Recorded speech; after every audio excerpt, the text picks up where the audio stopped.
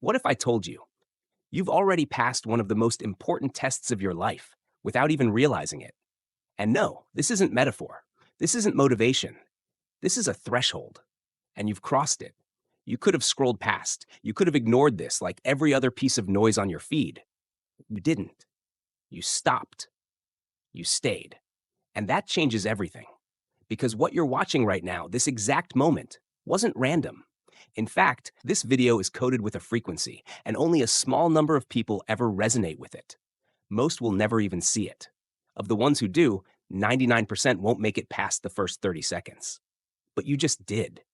And that means something's waking up in you. Something you can't quite explain, but you feel it. A strange knowing, like a forgotten part of you, is trying to remember, trying to reach through the veil.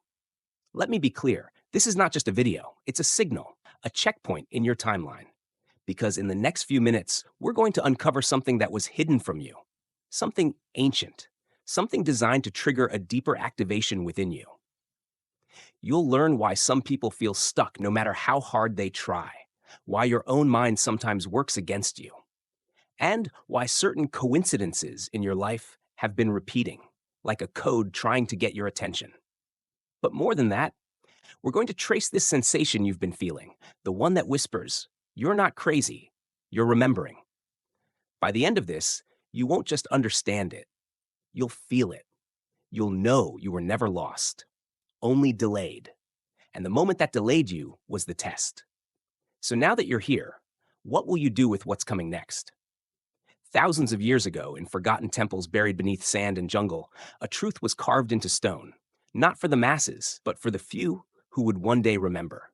This truth wasn't written in plain language. It was encoded in symbols, rituals, and vibrational patterns so powerful that even now, fragments of them still echo across timelines.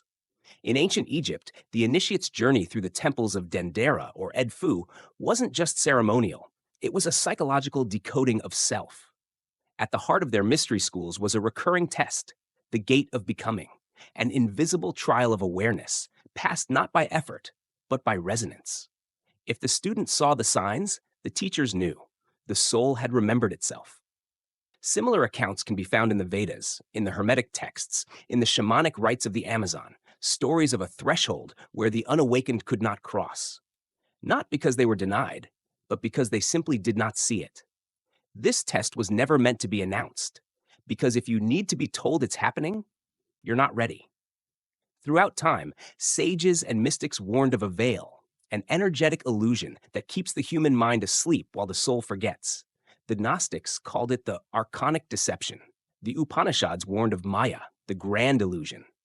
The Greeks spoke of Lethe, the river of forgetting. But in each of these traditions, they also speak of the moment one wakes up inside the dream. And that awakening always begins with the same realization.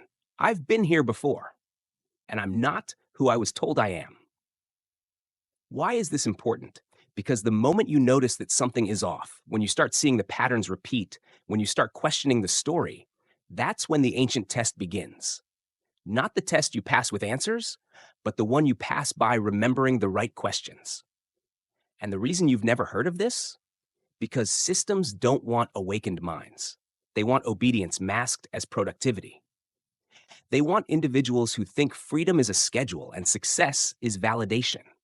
The ancient teachers knew this. That's why they hid their truths in parables and symbols only the seeker could decode. It was never about keeping power away from you. It was about ensuring you wouldn't misuse it before you were ready. And here's the twist. The gate was never locked. The only lock was forgetfulness. And the only key is resonance. So if you're still watching, if your heart feels like it's pulling forward while your mind is still trying to make sense of it, that's not confusion. That's alignment trying to override conditioning. You're not learning anything new. You're remembering something old. And what comes next isn't just knowledge, it's activation. But to understand the gate, you must understand the mechanics of your own inner architecture, the layers of mind that have been quietly shaping your entire life. That's what we'll explore next. There's a structure inside you that no one ever taught you how to use. Not in school, not at home, not even in most spiritual teachings. It's not the brain. It's not just the subconscious. It's the entire architecture of inner reality, the layered mechanism that determines what you notice, what you ignore, and ultimately what you become. Think of it like this: your conscious mind is the light of a flashlight. Wherever you aim it, you see. But your subconscious? That's the room. And no one ever taught you what's inside that room, because most people never turn the light around to look. This is by design. From the moment you're born, your inner field is filled with inputs: family, society, trauma, repetition. These inputs form invisible patterns called imprints, and those imprints silently decide which gates you can walk through and which ones you never even see. Let me give you an image. Picture walking through a hallway filled with doors. Most people think they're walking freely, but in truth, only a few doors are even visible to them, and even fewer feel safe to open. That's because the filters in your subconscious don't just block information, they block possibilities. Here's the wild part. Neurologically, we receive over 11 million bits of information per second, but the conscious mind only processes about 50. That means your perception of reality is just 0.005% of what's actually there. So who's choosing what you see? Not the real you, but the programmed self, the layer of mind trained to keep you safe, small, predictable. And when we speak of awakening or passing the test, what we really mean is this: you saw something your programming tried to hide, and instead of rejecting it, you leaned in. Maybe it was a repeated pattern. Maybe it was a dream that wouldn't leave you alone. Maybe it was a strange moment of silence where something shifted. Whatever it was, you recognized it. That's what separates the sleeping from the stirring. And once that recognition happens, the inner structure starts to change. You begin to ask, what else am I not seeing? And with that question, a crack forms in the illusion, a crack wide enough for light to get through. But the light doesn't feel good at first, because it burns away the false self, the habits, the distractions, the identities that were never yours. At this stage, people often feel lost, but in truth, they're finally free floating outside the program.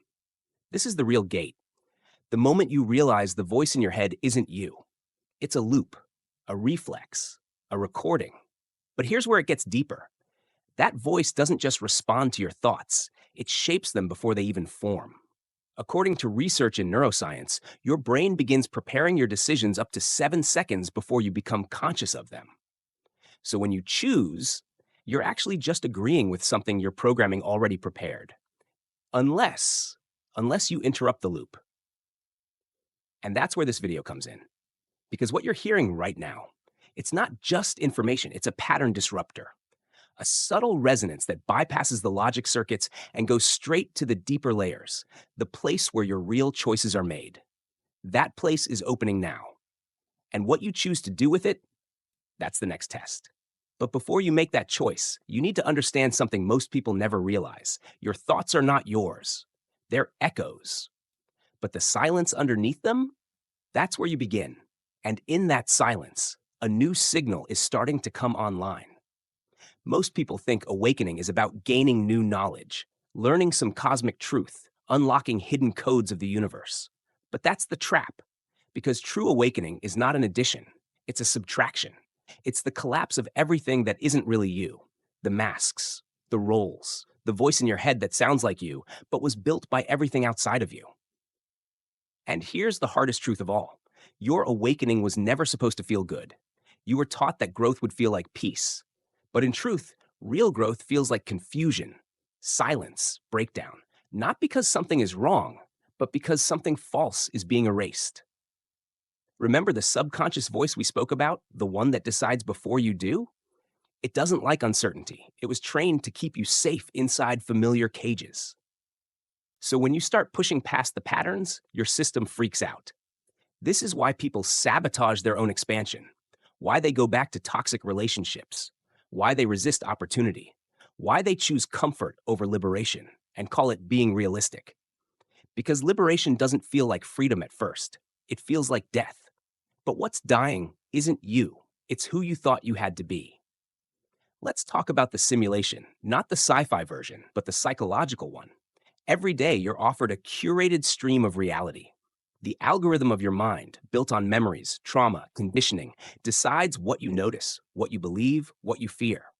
Most people think they're awake because they're aware of the system, but the real simulation isn't outside, it's inside.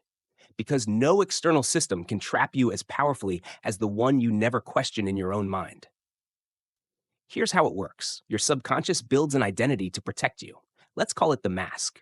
The mask becomes your lens. It determines what feels safe, what feels right, what feels possible.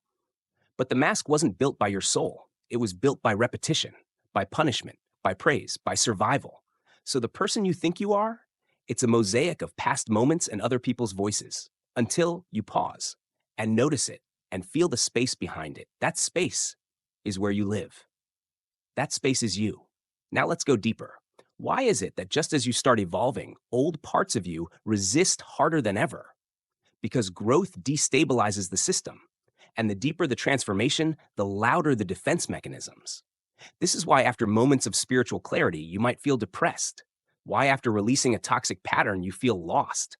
Why right after a major breakthrough, everything starts breaking. It's not regression, it's realignment. The old architecture is collapsing, and the new one hasn't fully landed yet. That in-between space, it's sacred. But it's also dangerous, because if you don't hold presence in that void, you get pulled back into the illusion, deeper than before.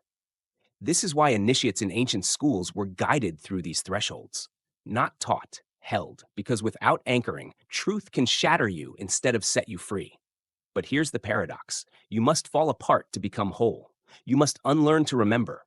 You must lose your identity to reveal your essence. That's the final truth most never want to face. You don't get to keep who you were and still become who you're meant to be. The price of awakening is everything that is not real. And the reward? A freedom so deep it doesn't scream or shine. It simply allows you to exist without distortion. But now the question remains. If your thoughts aren't yours, if your identity was built in fear, if the simulation is internal, then who are you when you remove it all? What happens in that silence? That's what we'll now begin to answer. Not with ideas, but with practice. Because knowing means nothing without experience. Knowing the gate is there is not enough. You must walk through it, consciously. Let's begin here. You've seen the illusion. You've remembered the test. You've recognized the voice that isn't yours. But what now? What do you actually do with all this? Because awareness is only the first layer. Transformation happens when you bring that awareness into embodied practice. And for that, you need more than theory. You need presence. You need tools that turn the mystical into something you can feel, touch, experience. So today, I'm going to share with you 3 practices designed not to teach you more, but to strip away the fog that's been hiding your own signal. Practice 1, the 7-second override. Remember earlier when we said your brain begins preparing your decisions 7 seconds before you consciously realize it? This means you're often just reacting, not choosing. So how do you take your power back? Start with this. Whenever you're about to react, whether it's scrolling, speaking, buying, judging, pause. Don't change anything. Just count. 7 seconds. In silence. Let the reaction dissolve and watch what remains. That tiny space is where freedom begins. Because in those 7 seconds, the loop is exposed. The mask falters, and the real you has a window to speak. The more often you do this, the more the gate stays open. Practice 2, the inner gate ritual. Find a quiet space. Sit comfortably. Place your hands, palms up on your knees. Close your eyes. Now visualize a circular gate before you. Not a wall, a passage. This is your internal gate, the one that appears only when you are still. Ask it, what am I afraid to leave behind? Wait, let the first thing that rises, even if it feels illogical or strange, be witnessed. Now say softly, I am willing to see beyond the illusion. As you breathe, feel a subtle current behind your heart, like something gently pulling forward. That's not imagination, it's resonance. You're tuning back into the original frequency of your being. Do this daily, even for 3 minutes. It is not a meditation, it's a recalibration. Practice 3, reverse the voice. The inner voice, the one that says you can't, not yet, who do you think you are? It's a program, remember? But you don't destroy it by fighting it. You recode it by speaking from the field beyond it. Here's how. Every time that voice speaks, respond out loud with 1 sentence. That may be familiar, but it's no longer true. Then replace it with this. I choose from resonance, not repetition.